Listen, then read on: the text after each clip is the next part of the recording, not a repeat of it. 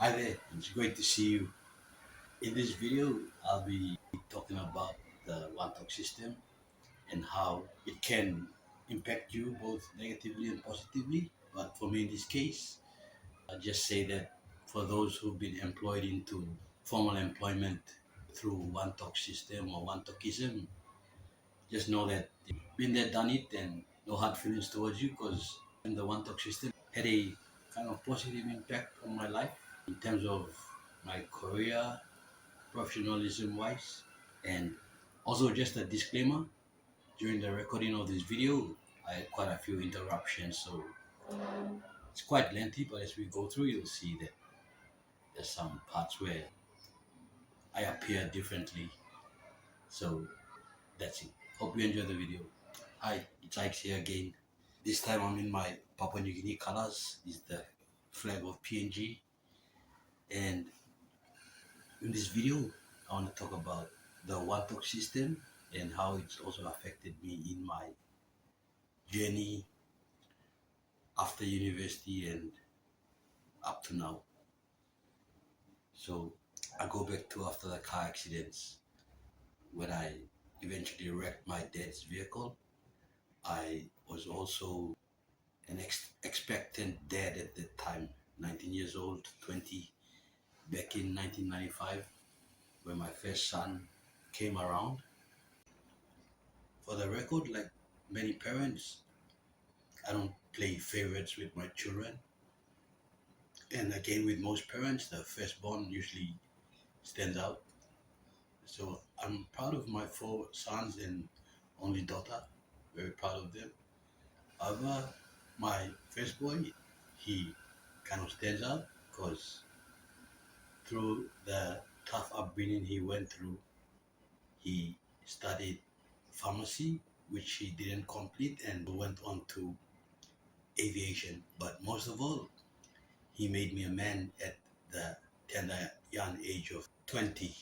And it was a stressful period after a car accident and then learning straight away that I was to be a dad, and especially with about the in-laws, the mother-in-laws, all that. So I was in for it and under so much pressure that back in 95 in my second year of study, when the accident happened in March, after recovering and going back to studies, I was due for an exam, a test in psychology. So that night, I got my roommates. He had this carton of feral liquor that he had possession of as some kind of demo for a project. So I nicked two bottles out. I wrote a note for him that I'd pay him back, and I decided to drink whiskey. I drank from the night till the morning and decided to turn up for my test the following day. So I walk into the psychology school, sit there, do my test, and as I did mention in my other video that my then lecturer, Dr. David Bora, was a towering bloke. And after the test, I was the last one to complete. And when I went up to hand in my paper, he takes one look at me and goes, "I mean, you're drunk, are you?" And I just admitted, I said, "Yes, sir." He says, "You go up to my office. You're a bloody disgrace." So I go up to his office and he comes in after a few minutes and he tells me point blank, he goes, "You either withdraw or I flunk you." And I guess that was the discipline I needed in life after getting away with ill discipline in years 11 and 12. So he said that the only way I'd go back the following year is if I underwent counseling. And being as young as I was, I asked my mom to go along with me for the counseling, and I was counseled by an expatriate, probably Australian or English woman. And after that, then I was given the green light to go back the following year in 1996 to repeat my second year. But in between then there was adventure along the way. That was my first year off from school, right? So the Wantok system comes in, my greatest network or Wantok, my dad, got me a job with the National Capital District Commission, that's the city council. And I just lasted 3 months there in the reconciliation section, the accounts division. After 3 months, I went missing for a week and was given the marching orders. I was foolish enough to dispute back then, just in my own psyche. So after leaving work, there was like a gap year, if you know what a gap year is. And an uncle of mine passed away, my mom's brother. So we took him home to my mom's island in Manus, the little island. It's called Bouquet Island. And we spent about a week there. As we were leaving, I was tossing up whether to go to Medan province where a few of my cousins live, and I wasn't decided. So before leaving the island, I got this tiny mutt, a puppy dog from one of my uncles, and it was like the worst one of the litter, and with its skin coming off and all that. I said, I'll just take it. So took the puppy, my family, we got on the dinghy and went back to Lorengau, which is the provincial capital of Manus. The little puppy managed to survive the 2-hour trip, which was for me quite scary because I'd never seen waves as big as that. When we went home, we arrived that night, and that was also my first time. In fact, I had gone there a year earlier, so that would have been my second time to ever set foot there on my mom's island as a 20-year-old. And going back to the puppy, when we left Lorengau, we were flying back to Port Moresby via Medan. And as I said, I was undecided whether to get off at Medan or not. And the little pup solved the problem for me because perhaps illegally we got the pup in the bag on the plane. And my mom happened to have some birds from, if I recall right. As soon as we touched down in Medan, at Medan Airport, the little pup lets out a yelp, a scream. And the air hostess, she walks up to me and goes, said, the animal will have to go down here. And so that kind of made up my mind. I got off at Medan, and I had two aunts there, my dad's older sister and another one, his younger sister. The older one was a lifelong resident there, and I so happened to be her late husband's namesake. And the younger one was we call them Marama. She was the pastor's wife, and they were pastoring the Medan United Church. So I was in for an exciting adventure for 1 month. This adventure featured a couple of days Christian camp at Mount Shiloh in Medan, and also the passing of the late Princess Diana, and with the little pup in tow. So because my aunt lived at the United Church, it was next to the beach. We'd go there. My cousin, who with my elder aunt, was also helping build the pastor's house. So a bit of carpentry in there. My dad was a carpenter, so I tried to lend a hand. So we take the pups down. My cousin had one from his little, and he decided to call Milo. He was brown and Jim Carrey, the mask. So we take them down to the beach, the family beach, go swimming with them. Also almost got drowned swimming out to a rock above the sea. It was about 15 meters away from the shore. And when I got closer to the rock, this tide, like an eddy, took me right down, and I thought I was gone, and then I just swirled up again. So that was a near-death experience.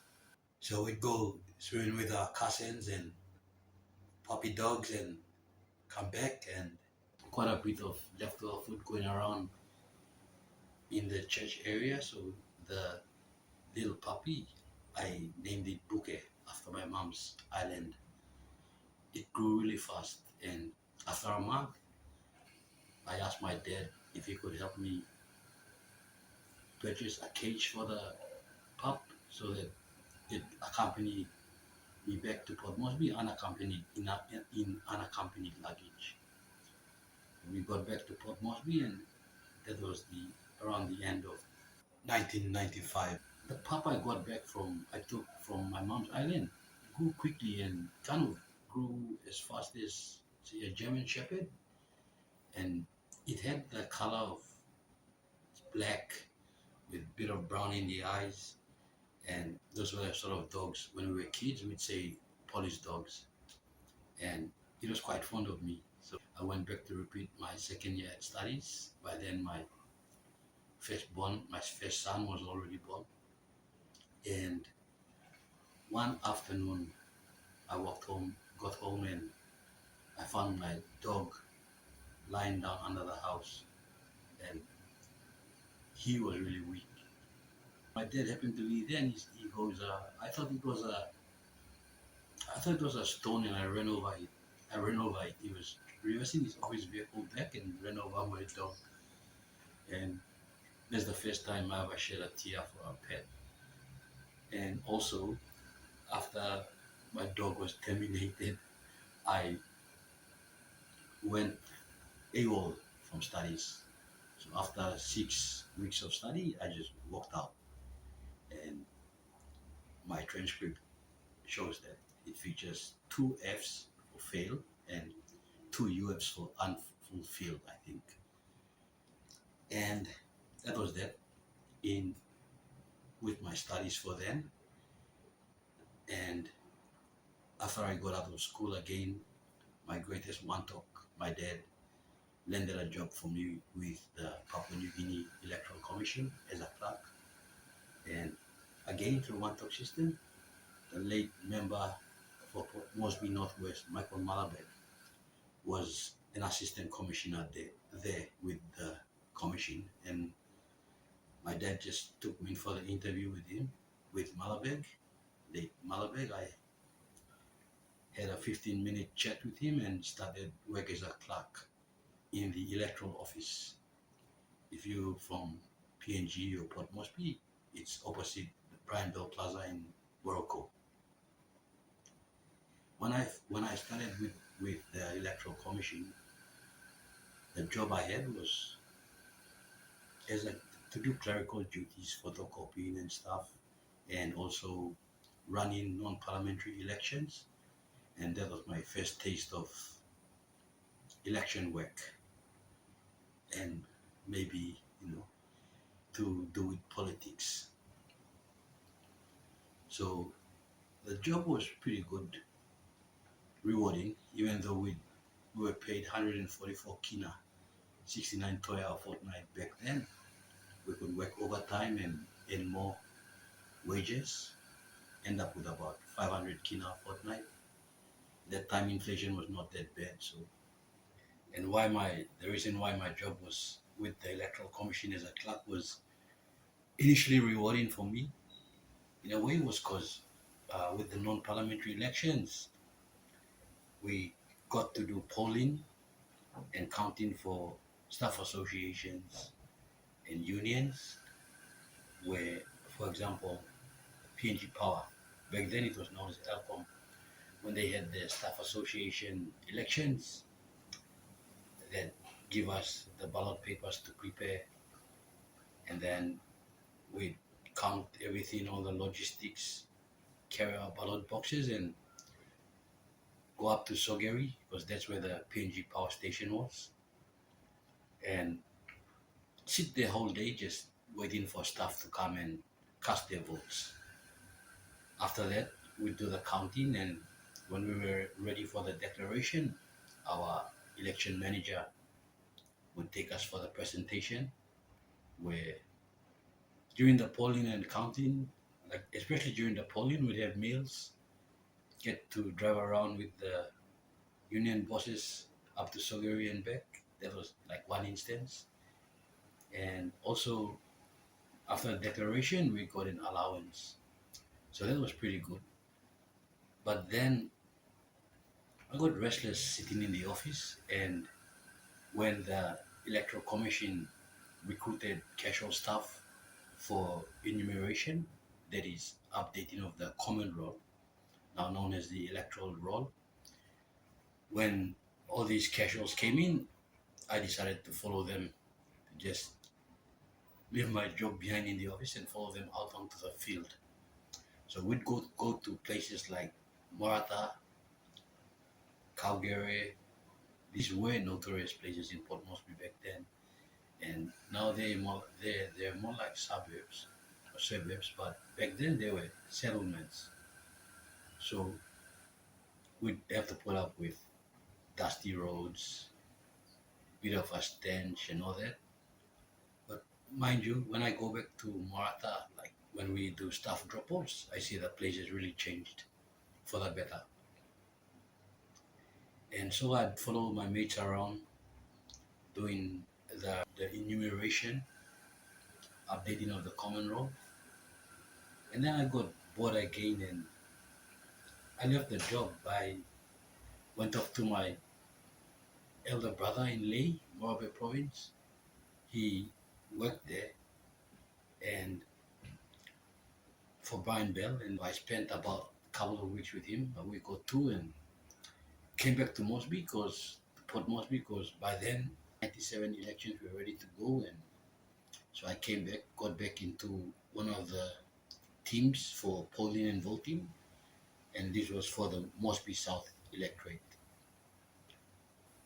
helping people cast votes, and then the counting and the declaration of Dame Carol Kidu, who was the then member of parliament. And after the elections, I was back doing nothing when, again, the Wantok system, my dad got me another job. This time it was with insurance and superannuation. So back then in 1997, I had no idea how to use a computer. We could play music on the computer and do slideshows, but I had no idea about word processing, Microsoft Word, and even Excel at that time. So I first joined as a Medicare officer. We'd reimburse medical expenses. So our members would come in with their receipts, and any claims that were less than 100 kina, we'd pay them over the counter in 15 minutes. And for those more than 100 kina, we'd pay them a check in a couple of weeks if the claim was according to the insurance policy and was eligible. From Medicare, I moved on in the superannuation and insurance industry to Housing Advance in 1998. And that's when I applied for the Osage Scholarship.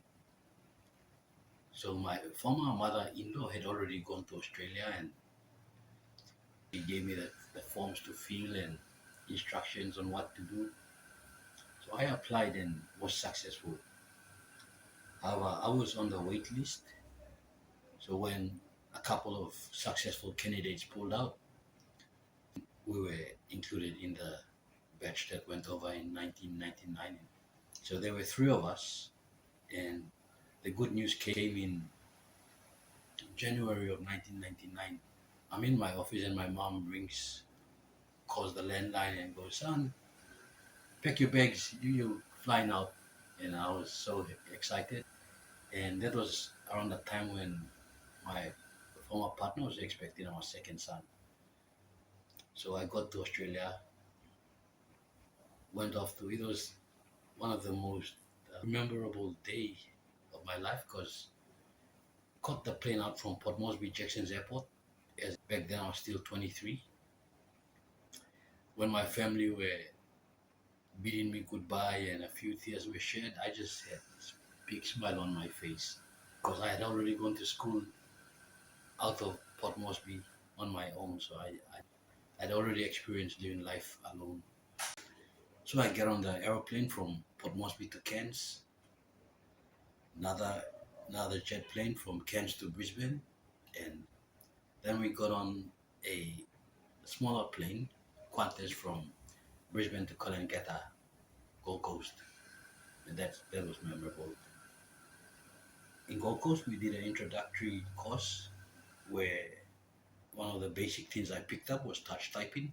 I'd see my systems administrator back in the front from Sri Lanka who type with all fingers, and I thought, that's cool, I better learn to do that.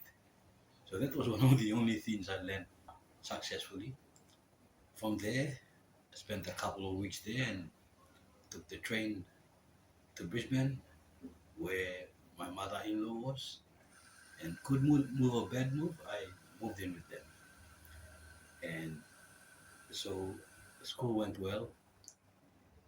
And then my family came over. So I had my firstborn, who was about 4 or 5, and my secondborn was a couple of months old, and I had my thirdborn born there a year later, a year and a day after my son was born. So, like I said, my first son studied aviation, my second son accounting, and my third son engineering, civil. But my first and third sons had challenges along the way, and we're still deciding whether they should go back to complete their studies. So the highlight of my trip to Brisbane was with 3 young kids, young family, and I was baptized in Brisbane. We used to attend the Christian Outreach Center back in 1999 at Mansfield. So we'd attend there with the kids then, and I'd go up for almost every altar call every Sunday, uh, got baptized, and also I had a real spiritual experience while I was there. In the midst of all the depression before going back to church, I decided to take a walk around the area, around the suburb. We lived at a place called Mansfield, as I mentioned. So around Mansfield, it's like an industrial area, and though can't remember the name of the street, must be Weka Road. On the way to the church, they have the Kenneth Copeland Ministries bookshop there. So I go in there, look around, pick up a couple of books, and I go to the counter and I tell the gentleman at the counter, "Can you add this up for me?" So he adds it up and he says, "Oh, this will cost you $50, sir." And I tell him, "I tell you what, I'll just go back home and I'll come back again." And he looks at me and says, "You're not going anywhere." I look at him and he was patience. So I thought, oh, okay, something good's gonna happen. So the blessed man punches the amounts into the till, and then he goes, "Here you go, be blessed from Kenneth Copeland Ministries." I go, "Wow, thank you." So I go back home. One of the books was a daily devotional from faith to faith, it was called, and another one was a tiny pamphlet. And as I was reading it, it gave me these instructions. It says, if you want to feel the baptism of the Holy Spirit, or the baptism of fire that is speaking in unknown tongues, then you have to repent to God, go down on your knees, surrender, and tell God that you want this experience and that you expect it. So I followed the book. One thing I forgot to do was to lock my door, my room door. So as I was praying, I kind of had these syllables coming to me, and it said, "Give a voice." So I thought, what will I say? So I said, "Rabashanda." I used to hear local gospel bands, I think those Covenant Praise, that in their songs that say Rabashanda. So I used that voice. And then, boom, the gift of the Spirit came. And at that very moment, my firstborn son, who's about 4 or 5, he runs into the room, "Dad, Dad." He must have felt the Spirit. Years later, when I think of it, he must have felt the Spirit and ran in excitedly. So I was thinking, gosh, I should have stayed here for an hour. But God has His ways. His ways are higher than our ways. So I went out for a walk. We lived next to a school, a TAFE college. So I went out for a walk and I heard very clearly God saying, "Stop smoking." I said, "Yes, sir." Went up to the school, came back, cut the long story short again, this is high school less sitting at the bus stop, and I go up to her, disobedience. Can I have a cigarette? Can I skip a cigarette of you?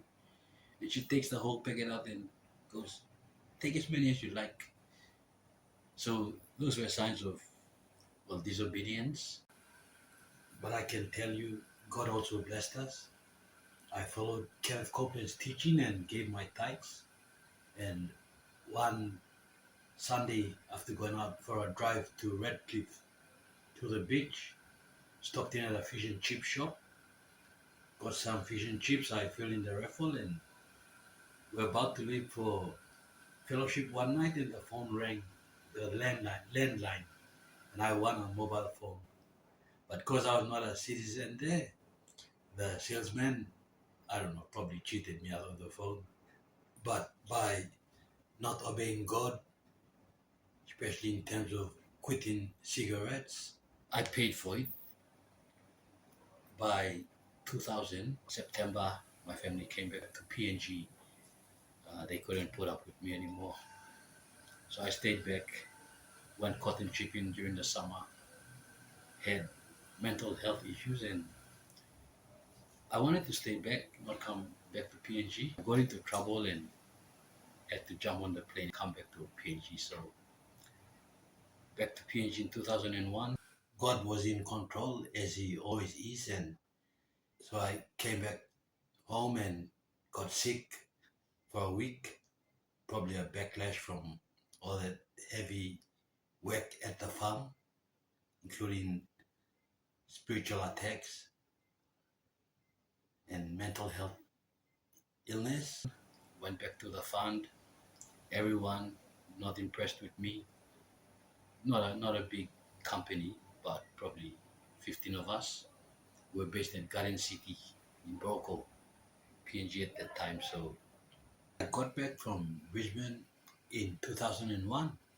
I was made a business development officer by the fund, or a marketing officer. So what that basically entailed was selling superannuation to the public sector, and I did that for about a year, getting extra commissions. But then life got a bit tough. So we had a close cousin who was living with us, who was tragically stabbed to death in 2001. And when that happened, after the burial, I just lost interest working with the fund. And quite remarkably, the same day that I resigned, my dad got his superannuation payout. This was 2001. And so he bought a Toyota Land Cruiser with a coffee tray, a utility.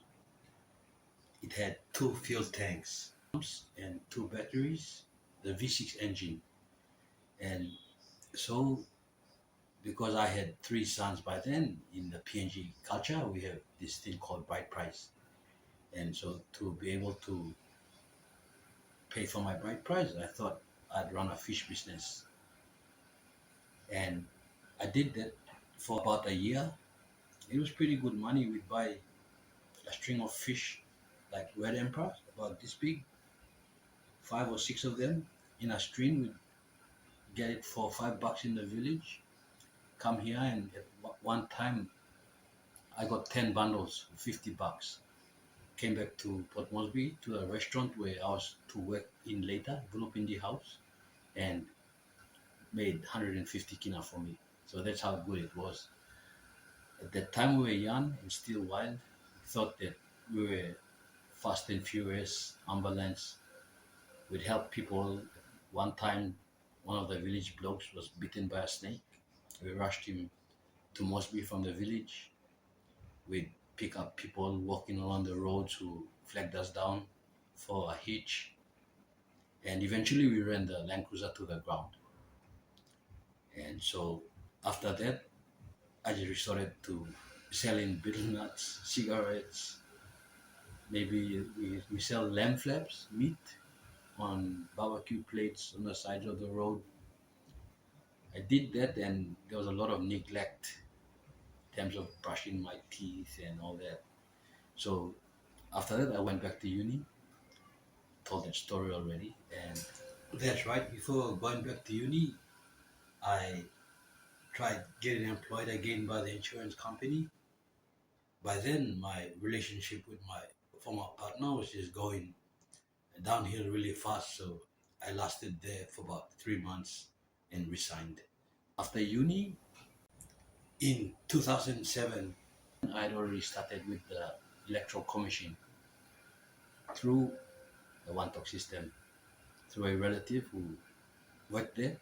So I was employed as the assistant returning officer, and we ran the elections pretty successfully, only hampered by alcoholism due to a lack of peace, I'd say, at home. And one of the highlights was in the counting room. I had recorded all the ballot papers with the serial numbers and everything, so I knew which batches we had. And there was a dispute with some of the scrutineers were trying to dispute this ballot paper. And so I got my records out, looked at everything, and I said, we have everything here. Uh, so what are you talking about? Just a tip for the election managers. And after the 6 month to 10 month stint after the elections, because of my problems, my issues, my drinking, the electoral commissioner then didn't really want me back. So it was 18 months of doing nothing again. But I had my fourth son then. I had a fourth son who was stillborn in 2000 and around 2002. So I named him after me, and then I had uh, a fifth son, but we call him the fourth son. He replaced the fourth son. He was born in 2008. So during that time, I was like a babysitter, and I also sent out 100 applications, job applications. But during that time, I came across motivational advice, most likely from Zig Ziglar, and he goes, treat finding a job like it's a job in itself. So I got 100 applications out. Let's go through this quickly. Uh, I was successful with an interview with PNG Power, the blokes I worked with during the union days, during the election days in '97. They took me for an interview and I lost my phone, so I never got back to them.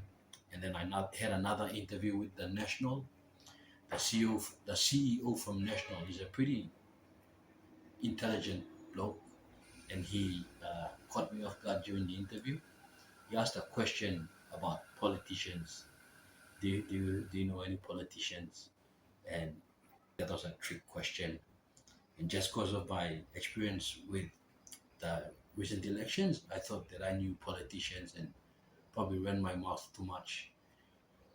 And at the end of the interview, I was actually begging him for a job. But hey, CEO, had you employed me, I think I would have sold more papers for you. Just joking. And so after the 18 months, it's so kind of ironic because it all leads back to the church that I attended. I was brought up with the Reverend Shoni Kami Church. An aunt of mine passed away, and my mom and I went for the funeral service. And this was in 2009. So we go there, and I see my senior from Passam. He was in year 12, and I was in year 11. And we also had some family connections. He sees me, and he's at the back pew. And he goes, I go sit next to him, greet him, and he goes, let's go out, have some soft drinks. So we go there, and he had just returned back from the University of Queensland, where he completed undergraduate degree in e-commerce. And so I tell him about completing university and if he has any jobs. And he goes, the Department of Treasury advertised, did you see it? And I say, yeah, I saw it. But when I looked at it, I just thought you guys are just taking in economists. So I didn't bother. And he goes, no, you apply. Wantok system at play. So that same afternoon, after the funeral service, go straight to my former partner's workplace, and with the help of a friend, colleague, I print my documents, I update them on the flash drive which I had prepared, the public service application form. I just changed the name of the positions and the department I was applying to and all that, and I submitted before the deadline. And within a couple of months, it was pretty remarkable. Like I said, within a couple of months, I started with the Department of Treasury. At that time, my former partner, this is when the kind of marriage disintegration started, isolation. She was expecting our fifth child. She was born in Brisbane. So my former partner had a offer to go do her master's in Brisbane, and it was like a tug of war whether for me to go or stay. And because in my heart of hearts, I knew that this was an opportunity with the Department of Treasury I couldn't let go. So I worked for 12 months and then went over, babysat for my kids after my mother and my mother-in-law did the babysitting rounds. So it was my turn. And long story, but got back to Port Moresby. And in conclusion, in terms of the Wantok system in the workplace, I'd say I look at it as the same as networking in the modern world. And not only that, but to anyone who's employed by Wantoks or relatives, my advice to you is that you have to be a hard worker. You need a lot of resilience, and especially have your values, which is the core of personality. And in the next video, I will continue and finish my story of my career, because it was with the Treasury where I spent almost 15 years, and I've left them for a few years now. So thank you for watching. If you watched to the end of this video, thank you for your time spent with me. Truly appreciate it. I hope I can give back to you as we go along through this journey of sharing our life experiences. And God bless.